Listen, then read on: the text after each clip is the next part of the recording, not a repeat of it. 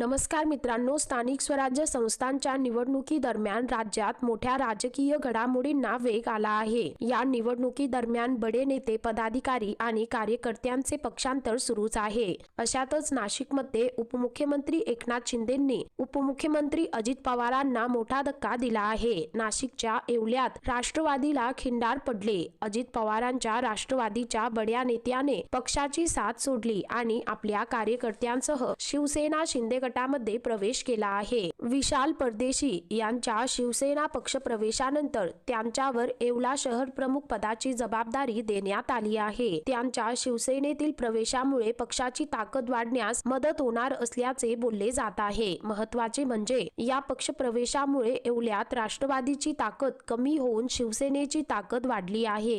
एकनाथ शिंदे यांनी विशाल परदेशींसह सर्वांचे पक्षात स्वागत करत कामाला लागण्याचे आवाहन केले। दरम्यान महापालिका निवडणुकीपूर्वी महायुतीत फोडाफोडी बंद असा निर्णय घेतला आहे। तरी देखील महायुतीतील घटक पक्षातील नेते आणि पदाधिकाऱ्यांचे पक्षांतर सुरूच आहे। त्यामुळे महायुतीतील तणाव आणखी वाढण्याची शक्यता आहे। या पक्ष प्रवेशामुळे उपमुख्यमंत्री अजित पवार गटाला मोठा धक्का बसला आहे। ऐन निवडणुकीच्या पार्श्वभूमीवर अजित पवार गटासाठी हा मोठा धक्का मानला जात आहे। तर मित्रांनो, एकंदरीत संपूर्ण प्रकरण पाहता या संदर्भामध्ये तुमची काय प्रतिक्रिया आहे खाली कमेंट करून नक्की कळवा।